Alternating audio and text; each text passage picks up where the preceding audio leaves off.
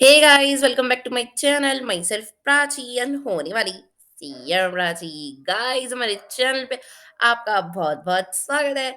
आज की वीडियो में हम लोग डिस्कस करने वाले हैं मैन्युफैक्चरिंग कॉस्ट।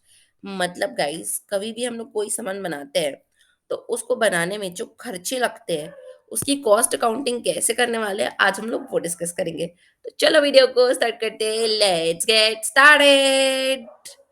तो गाइस, मैन्युफैक्चरिंग करते हैं कोई भी इंडस्ट्री यूनिट्स, ठीक है। तो वो लोग जब कोई खर्चा कर रहे हैं मैन्युफैक्चरिंग में, तो बहुत सारे खर्चे होते हैं मैन्युफैक्चरिंग में। तो गाइस, जैसे देख सकते हैं, कार मैन्युफैक्चरिंग हो रही है, engineering cost, material cost, labour cost, other cost बहुत ज़्यादा होती है। तो गाइस, यही सब हम लोग आज डिस्कस करने वाले हैं।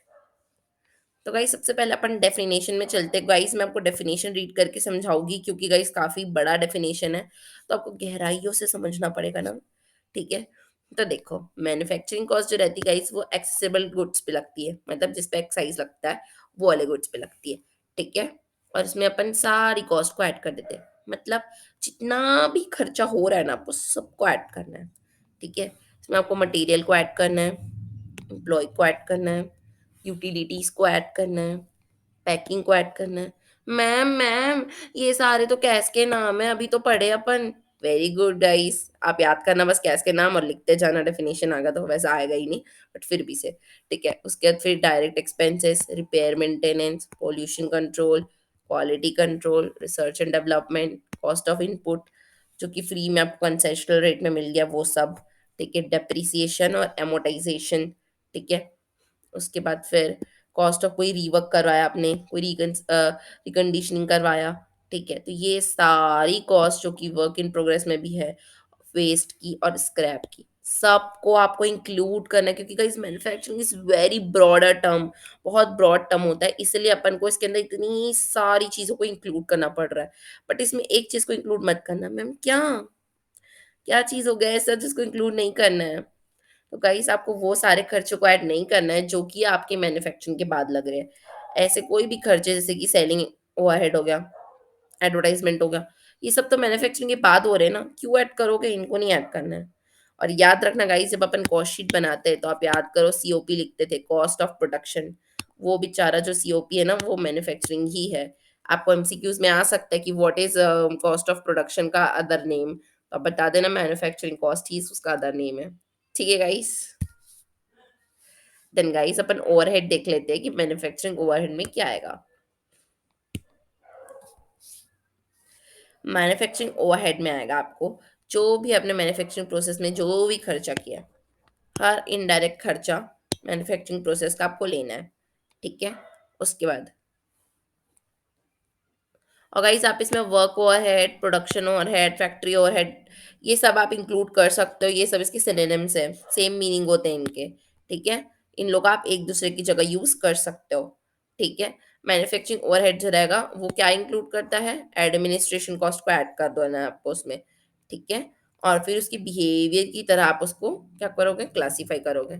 ठीक है। अगर वो वेरिएबल नेचर का है तो वेरिएबल करो, फिक्स नेचर का है फिक्स करो। वेरिएबल होगा तो वेरिएबल करना है, फिक्स होगा तो फिक्स करना है। ठीक है। जैसे आप बोलोगे मैम कैसे पता चलेगा वेरिएबल है कि फिक्स है? तो गाइस, उसकी यूनिट्स के हिसाब से, जैसे कि अगर वो चेंज होता है ना यूनिट्स वाइज, जैसे कि अब आज आप 10 यूनिट बनाए थे, कल 15 हो गया, तो गाइस ये जो 10 से 15 हुआ ये वेरिएबल नेचर हुआ। ठीक है। बट आज भी 10 था, कल भी 10 है, 15 भी 10 है, हमेशा 10 10 10 10 10 10 है, तो फिक्स है। जैसे रेंट है, रेंट एक स्टेबल अमाउंट हर मंथ लगता है आपको, वो फिक्स्ड हुआ। आपकी जो भी इलेक्ट्रिसिटी एक्सपेंसेस है, वो क्या हो रहा है? आपकी वेरी हो रहे हैं according to your production of goods, तो गाइस वो आपकी वेरिएबल खर्चे होंगे। होप गाइस आपको यहाँ तक समझ में आया होगा कि वेरिएबल और फिक्स में आपको डिफाइन करना है और इसके कुछ अलग अलग नाम है। ठीक है। अब आगे बढ़ते हैं। आप कैसे इसको मेजर करोगे? मैम इसको मेजर कैसे करेंगे? हमेशा की तरह इसको सेपरेटली मेजर करेंगे, अलग से। गाइस, अगर आप एक्साइज ड्यूटी पे करते हो, डायरेक्टली पे कर रहे हो या इनडायरेक्टली पे कर रहे हो, आपको सबको टोटल करके बताना है कि हमने इतना पे किया। ओके। अब आप दो टाइप की मैन्युफैक्चरिंग हो सकती है गाइस। हो सकता है कि आप इनडायरेक्ट इंडिया में ही मैन्युफैक्चर कर रहे हो। ठीक है। यहीं पे आपकी मैन्युफैक्चरिंग यूनिट है। हो सकता है गाइस आप यहाँ पे मशीन नहीं मंगा पा रहे हो, आप इंपोर्ट करें, मतलब यहाँ नहीं बना पा रहे हो, तो इसलिए इंपोर्ट किया कि मशीन आपको पसंद नहीं आ रही है, उसकी टेक्नोलॉजी आपको अच्छी वाली चाहिए और बेस्ट चाहिए, एकदम इंपोर्ट करना चाहते हो आप, तो आप इंपोर्ट कर रहे हो। ठीक है? उसके बाद कोई भी अगर आपको ऐसा लगता है कि कचरा है, स्क्रैप है, तो फिर आप नॉर्मल लॉस है, बिल्कुल ले सकते हो guys. Even well and good, welcome. But अगर आपको लगता है नहीं, नहीं ये तो एबनॉर्मल है, अच्छा नहीं है ये, तो एबनॉर्मल चीज़ों के स्क्रैप को गाइस हम लोग नहीं लेते हैं, प्लीज़ मत लेना, ओके? पैकिंग कॉस्ट कोई भी होती है, कोई भी आप पैक करने में खर्चा कर रहे हो, उसको आपको इंक्लूड करना है, ठीक है? और कोई भी यूटिलिटीज़ अगर है तो उसको भी आपको इंक्लूड करना है। क्या-क्या इंक्लूड करोगे? Utilities, packing charges, abnormal loss, type बताओगे, एक्सरसाइज़ गुड्स जो भी रहेंगे आपके डायरेक्ट इनडायरेक्ट आपको उसको एग्रीगेट करना है और सेपरेटली मेज़र करना है। उसके बाद गाइस इसमें और बहुत सारे प्रिंसिपल ऑफ मेजरमेंट्स हैं। तो जैसे कि अगर आपने कोई भी चीज़ को आउटसोर्स वगैरह किए हैं, तो उसकी जो भी कॉस्ट, एक्सेस और एक्सपेंसेस हैं, you have to take it into consideration. कोई भी ऐसा खर्चा इम्प्यूटेड नेचर का, नोशनल है, नहीं लेना है। एबनॉर्मल नेचर का है, नहीं लेना है। पेनल्टी पे की हो कोई, नहीं लेना है। बट गई कोई भी रिकवरी और सब्सिडरी रहती तो उसको किससे माइनस करते हैं? मैम कॉस्ट से माइनस करते हैं। वेरी गुड गाइस, आपको याद है, मुझे बहुत अच्छा लगा जान के। ठीक है? गाइस कैसे असाइन करेंगे? तो अगर आपको कोई भी इकोनॉमिकल फिजिबल वे मिल रहा है जिससे आप इसको असाइन कर सकते हो, तो आप बिल्कुल उसी मेथड से कीजिए। बट अगर नहीं मिल पा रहा है कोई भी इकोनॉमिकल फिजिबल वे, मतलब सीधा डायरेक्टली आप असाइन नहीं कर पा रहे हो, डायरेक्टली ट्रेस नहीं कर पा रहे हो, तो फिर गाइस आप उसको ओवरहेड मान लो। क्या कर सकते हैं? नहीं तो फिर आपको अगर पता है कि बेनिफिट रिसीव किसको हो रहा है या फिर किसकी वजह से मैन्युफैक्चरिंग हो रही थी, तो गाइस उस तरीके से असाइन कर सकते हो आप। गाइस अगर कोई भी फिक्स्ड ओवरहेड है, तो नॉर्मल होगा या एबनॉर्मल होगा, इसकी जानकारी आपको देना बहुत ज़रूरी है और इसमें से हायर लेते हैं। अगर आपका फिक्स्ड ओवरहेड रहेगा, ठीक है, आई एम सो सॉरी, ये होगा नॉर्मल और एक्चुअल, ठीक है। अगर आपका कोई भी ऐसा फिक्स्ड खर्चा है, तो अगर फिक्स खर्चे में से कोई भी अगर कोई नॉर्मल है या तो फिर कोई एक्चुअल है, इन दोनों में से जो भी ज़्यादा लग रहा है आपको, वो ले लेना, ठीक है।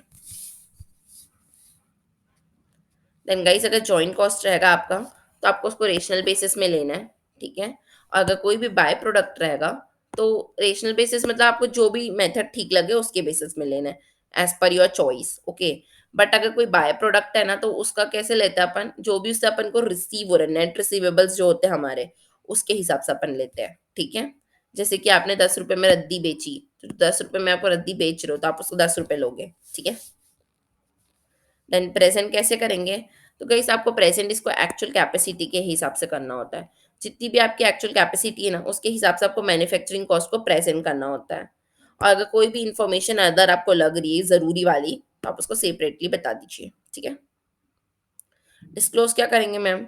डिस्क्लोज़ ये करोगे कि कुछ-कुछ अकाउंटिंग में हमने चेंजेस किए हैं, तो हम आपको बताना चाहते हैं कि ये चेंजेस किए हमने, ठीक है?